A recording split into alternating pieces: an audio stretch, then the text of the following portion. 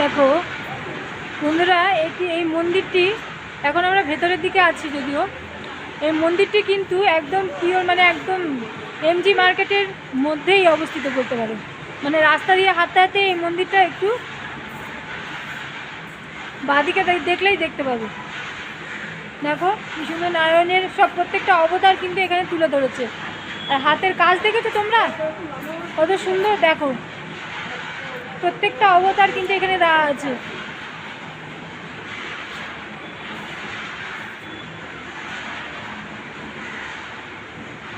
গ্যাংটকের মতন জায়গায় আমাদের বাঙালিদের পূজিত দেবদেবীরা যদি পুজো মানে পায়, ওটা দেখলেই তো কত সুন্দর লাগে।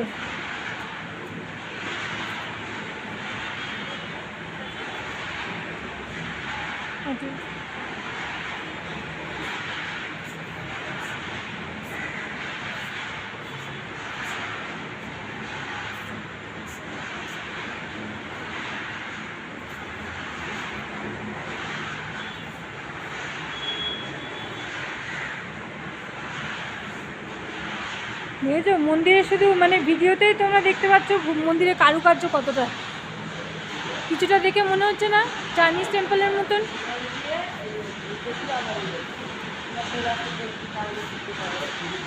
এই যে দেখো,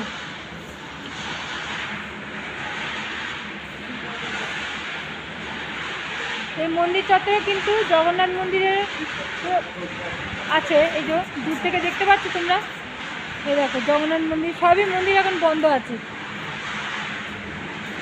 দেখো আমরা যে টাইমে এসছি, একটু দেরি করে এসছি, তার জন্য একটু বন্ধ হয়ে গেছে।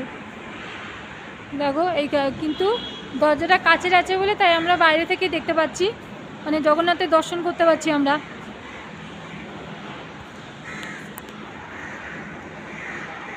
আর ওই পাশেই আছে বড় ঠাকুরের মন্দির, এখানে দেখো দেখতেই পাবে, মানে লেখাই আছে, ওটা কিন্তু বন্ধ আছে, দুপুর হয়ে গেছে তো।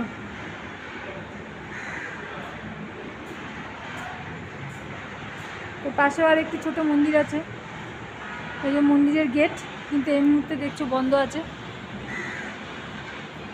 এই যে সোজা যে বাইরের দিকটা দেখা যাচ্ছে, সেটা কিন্তু মন্দিরের বাইরের গেট। তাহলে চলো, তোমরা এমজি মার্কেট এলে কিন্তু এই মন্দিরটা ঘুরে যাবে, তাহলে অবশ্যই কিন্তু ভালো লাগবে, মানে দেখে সত্যি মনটা শান্তি হয়ে যাবে। বিশেষ করে তো কারুকার্যটা দেখে খুবই ভালো লাগবে। তাহলে চলো রাখছি।